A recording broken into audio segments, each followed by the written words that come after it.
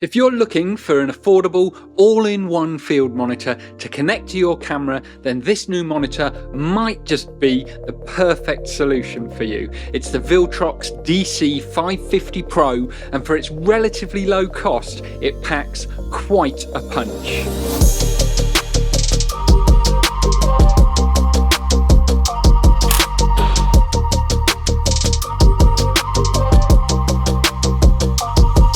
It comes complete with a nice hard zip case, a quick release folding sun hood, tilt and swivel cold shoe mount, MPF 500 battery with USB-C charging port, as well as including mini and micro HDMI cables to connect to various cameras, although not a full-size HDMI cable, which is a shame for me as a Sony user. I think the quality and number of accessories included really sets this product aside from other field monitors, because most come as a standalone monitor and then you have to purchase the accessories all separately. Take the Atomos Shinobi for example. It's a more expensive product to begin with, and if you want a sun hood it's going to cost you an additional £80 to £100 to purchase separately, and you still need batteries, mounts and cables. The monitor itself is really well built. It is plastic just like most other field monitors, but it feels fairly rugged and all of the buttons and switches feel nice to operate, and I'm confident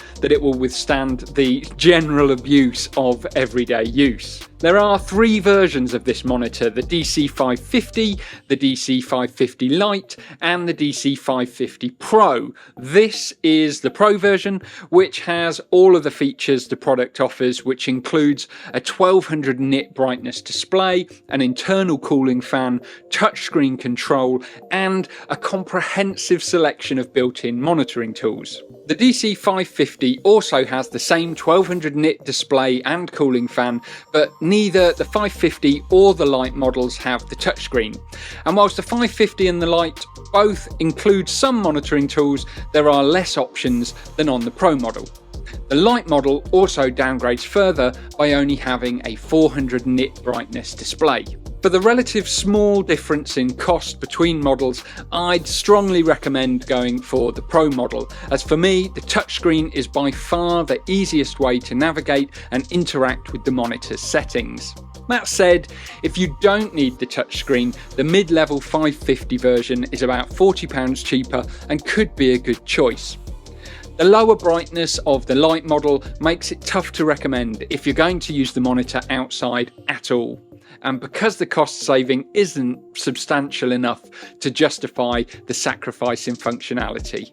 All three models share the same body, which features three power options via either MPF battery, USB-C port or DC input, so there's no shortage of ways to power this thing up. The monitor also has an on-off switch, 4 user-programmable shortcut buttons so you can easily turn on or off peaking, false colour, histograms or any other of the options the monitor offers. Also included is an SD card slot so you can load your own LUT files onto the monitor.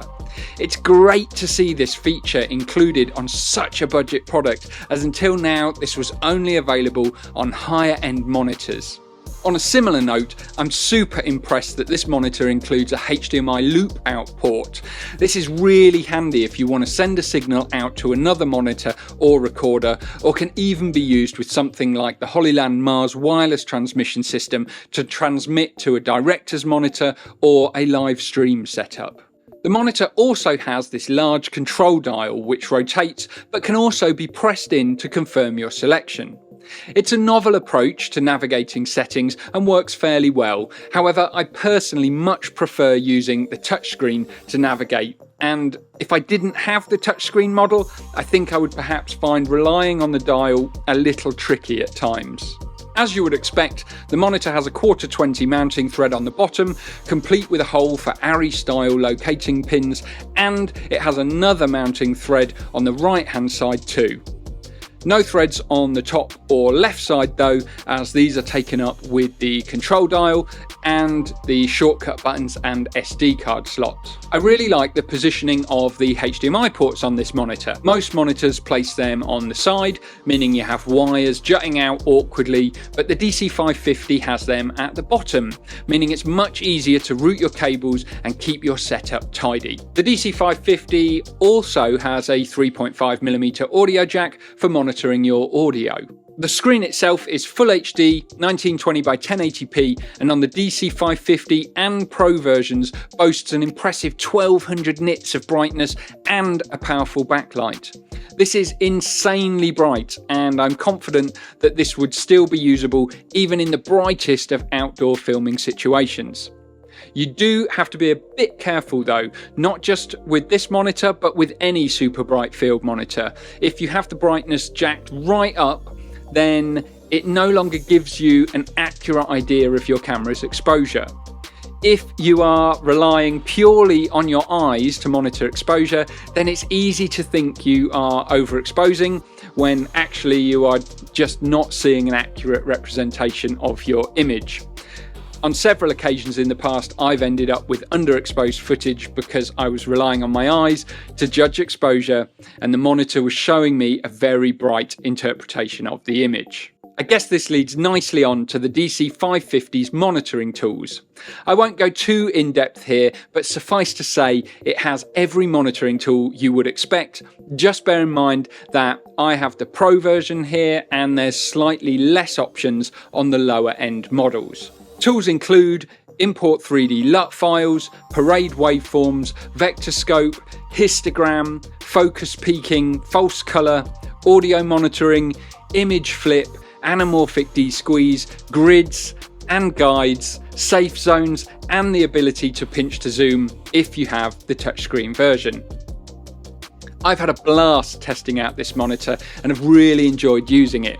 The included sun hood is really nicely designed with a spring-loaded function which makes it really easy to use. As a side note, the sun hood also fits my Atomos Shinobi monitor, so great that it can be used on that too. If I had one minor complaint about this product, it would be the design of the on-screen menus. While they are functional and easy to navigate, they don't look amazing. That said, that is just a personal preference and probably something I will get used to over time using the monitor. So that's the Viltrox DC550 Pro, an impressively feature-rich budget field monitor which I think completely kills the competition. Yes, of course, there are more professional level field monitors out there which offer better functionality and build quality, but at the price point sub £200, I don't think there's anything close. It's super bright, packed with features, and the HDMI loop out and SD card slot alone make this monitor a worthy option for any filmmakers or photographers wanting to add a field monitor to their kit bag. As always, there are links in the description if you want to check out the monitor, and I hope you've enjoyed this review. And other than that, I'll see you next time.